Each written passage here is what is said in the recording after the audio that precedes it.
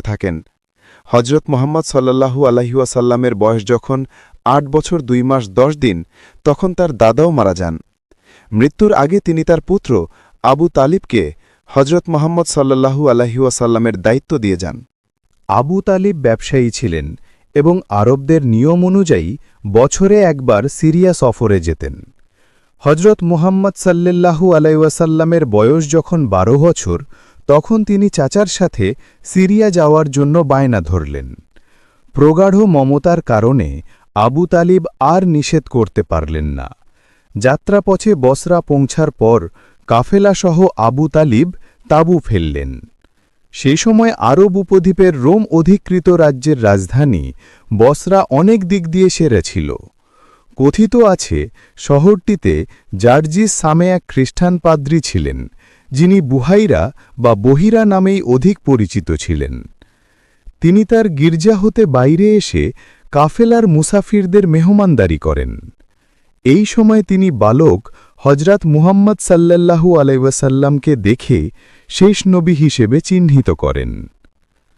ফুজ্জারের যুদ্ধ যখন শুরু হয়, তখন নবীর সোমের বয়স ১৫ বছর।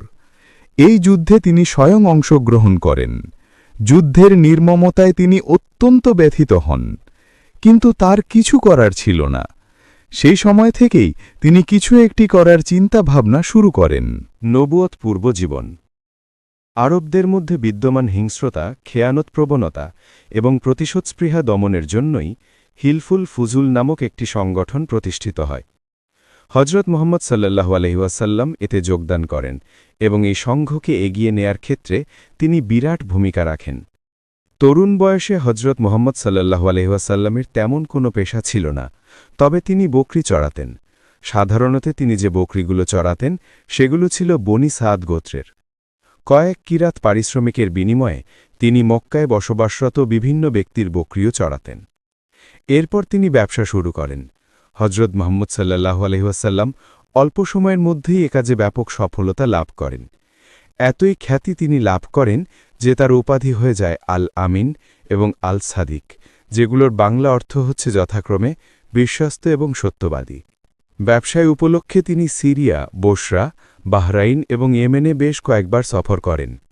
হজরত মুহাম্মদ সাল্লাল্লাহু আলাইহি ওয়াসাল্লামের সুখ্যাতি যখন চারদিকে ছড়িয়ে পড়ে, তখন খাদিজা বিনতে খুয়াইলিদ তা অবহিত হয়েই তাকে নিজের ব্যবসার জন্য সফরে যাবার অনুরোধ জানান। হজরত মুহাম্মদ সাল্লাল্লাহু আলাইহি ওয়াসাল্লাম এই প্রস্তাব গ্রহণ করেন এবং খাদিজা রাদিয়াল্লাহু তাআলা আনহার পণ্য নিয়ে সিরিয়ার অন্তর্গত বসরা পর্যন্ত যান। খাদিজা রাদিয়াল্লাহু তাআলা আনহা মায়ের